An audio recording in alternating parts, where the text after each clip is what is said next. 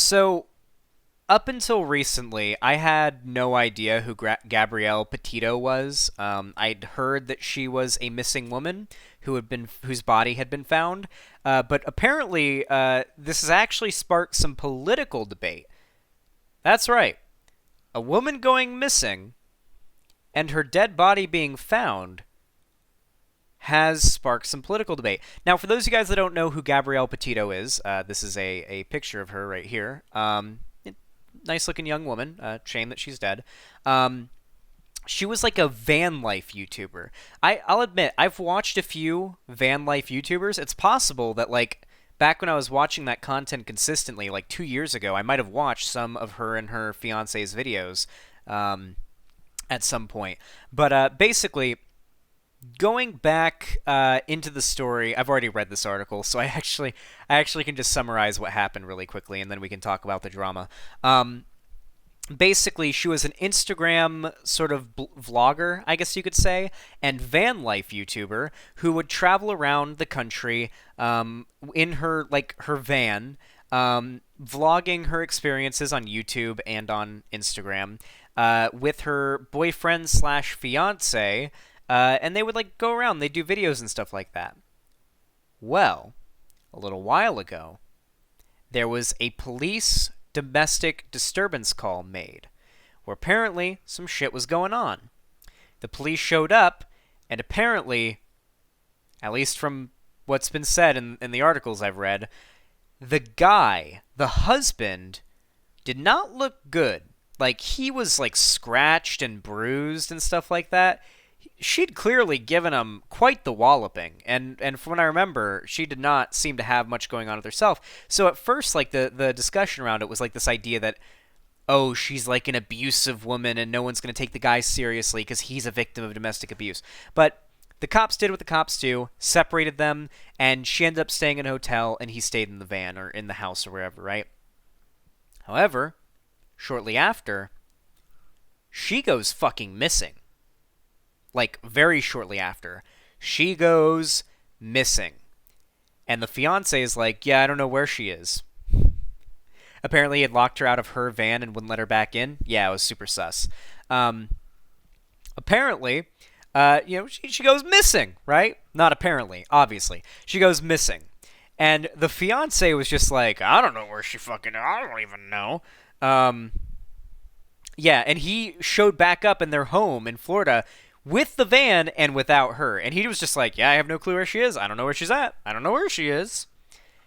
And then just recently, her body was discovered. She was found dead.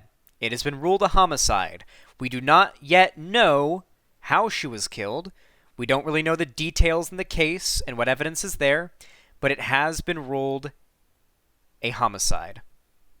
He's refused to talk to police. That's true. I believe that he's gone missing. Am I wrong on that? Hasn't the fiance, like, didn't he go missing for a while, or is he still missing? Like, he's just fucking ran away since they found the body? Like, they can't find him? Yeah, he's missing now? Yeah. They got him too! Whoever murdered her got him as well! God damn it, Hillary Clinton. No, but in all seriousness, seems like an allegedly pretty cut and dry case of the angry husband or fiance during some domestic fuckery might have gone and killed his wife. They got Dog the Bounty Hunter looking for him. That better not be a joke, geeky lesbian. That better not be a joke, because Dog the Bounty Hunter, the second he finds him, will say the N-word. Me and Lonnie had the same wavelength there. We both made the same joke. Not even a joke? Wait, real? He's actually looking for... I hope he finds him. I hope Dog the Bounty Hunter finds him. Anyway, the reason why I'm talking about this is because of the political discussion that's popped out about this. Hypers in chat, if you've ever heard the term missing white girl syndrome. Missing white girl syndrome, or missing white woman syndrome, is basically this meme where when, like, a young, pretty, blonde white girl goes missing, the country hears about it. The world hears, not maybe not the world, but like everybody hears about it. It's on the news. You get Amber Alerts like crazy about it. Everybody talks about it. It gets tons of news coverage. Yet meanwhile, tons of POC men and women go missing all of the time, and it doesn't get nearly as much attention. And progressives, such as myself, would argue that is because the general public in America cares more about the life and well-being of a pretty young white woman with blonde hair than they do about women of color and native and like native people. Like, it's a huge issue specifically with indigenous people too. Go missing all the time, get no fucking attention at all. And while I do think this is like kind of a fucked up thing to politicize, like this woman was murdered, it does feel, as a progressive person who completely agrees with the point that the meme of like missing white woman syndrome is like getting at, I completely agree with the sentiment of the meme. It does feel pretty fucked up to politicize this. This isn't like a shooting or an act of violence that's inherently political. I guess you could argue spousal abuse is political to a degree, but it does kind of feel shitty to have the fact that people care about you and your well-being after you've been killed or you've gone missing, like, politicized. But nonetheless, as shitty as it is, and as shitty as it does feel, admittedly, it's a good fucking point. It's disrespectful, but it is making a good point. We do have a problem in our society where we value the lives and well-being of POC and indigenous people far less than that of a pretty little white girl, right? But yeah, the time to talk about this is when POC women go missing or get killed, so you can draw attention to that rather than away from a white girl. Yeah, I agree with that. This seems like so as a progressive, when I talk about like the types of policy and the type of social progress I want to make, I don't believe in taking wealth or resources or rights away from any currently powerful group. I'm in favor of like a rising tide lifting all boats, right? I think that we can raise everybody's status of life up without having to lower other people's status of life down.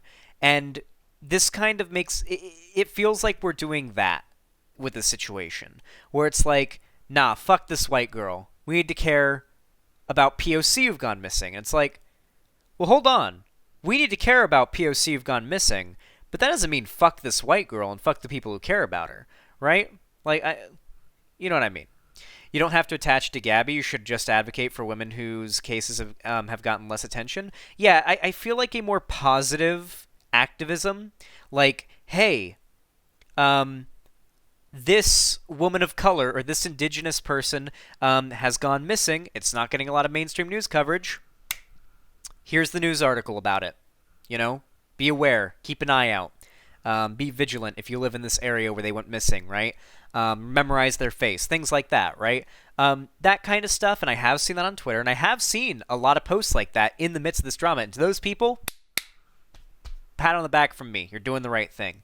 But these people, who I've seen plenty on Twitter, who are like, fuck this privileged dead white girl, all you care about is white women, you hate POC, you hate indigenous people. It's like, that is not a very effective way to get people on board with the fact, the undeniable fact, that yes, society does tend to care a little bit less about missing POC and indigenous people than they do about a pretty little blonde white girl. Wait, wasn't there someone else who was a POC who's gone missing as of recently, Xander Hall? Well, Geeky Lesbian, I'd be willing to bet there are a lot of people of color who've gone missing as of recently and are not getting any, or very much, if any, mainstream media attention. Optically and morally kind of bad to shit on the white girl. Yeah, especially when we're talking about a YouTuber here. Like, what was their channel called? Imagine I find the channel and I'm subscribed to it. It's like, oh yeah, I did watch their channel back in the day. Well, I looked up Gabby Petito, and basically everything that comes up is about her going missing. I'm not seeing any of their van life videos, unfortunately. Regardless, She was clearly a fairly well-known figure, YouTuber, Instagram model, or Instagram vlogger model type, had quite the following. People were invested in this for reasons other than her being a blonde white woman. Um, I'm not saying that bias doesn't exist, but there are other reasons why people were so attached to this specific case of someone going missing. It would be like if Hillary Clinton just went missing tomorrow, and everyone was like, "Holy shit, Hillary Clinton is missing," and it was like super invested in what was going on, and and not a YouTuber aspiring. Okay, and like people arguing you only care about her because she's white. It's like, hold on, she's pretty well known. People are invested in this for other reasons as well. Yeah. Yeah, this is a very real problem, but the way to try and fix that is to draw attention to missing POC women, not to shit on people for being concerned about Gabby. Also, her parents have been raising absolute hell, which is good on them. Yeah, it seems like overall, there's just such a massive opening here to engage in a positive, good optics raising of awareness about this issue. Like, shitting on the people who care about Gabby Petito and shitting on the girl herself just is optics poison. Why would you do this to yourself? Optics poison to the max. Stop this. When you have an opportunity to use this to positively spread your message. I don't know. I've been seeing this drama go down. It's not something that I care about all that strongly. As a drama, but I think it was worth covering because it's current events and it is politically relevant and people are talking about it, and I do want to give my take on it. But really, that's all I have to say about the issue. It's nothing crazy. I don't have any long diatribe to go on or really any like really deep take on it. No hot takes or anything like that. I feel like my take is pretty milquetoast, frankly.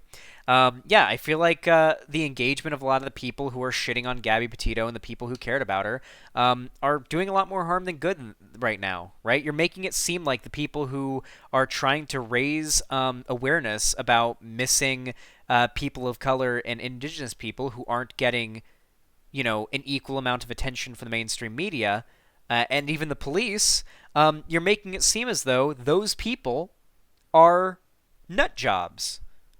And that's not a good thing. Oh my god. Thank you for the $40, Mr. Krabs. Anyway, if you enjoyed this video, please leave a like, subscribe, ring the bell icon so YouTube actually tells you when I go live or upload a new video. You can also follow my social media, all of it linked down below, especially my Twitter and my Discord where all the spiciest memes happen. And of course, if you got the money for it, you don't need it for anything else, and you don't know what to do with it, you can always support me financially, as this is my full-time job, and I do, live off of your support. You can donate, subscribe, or gift a sub on my website, xanderhall.com/live. You can hit the join button to become a channel member or super chat over on YouTube.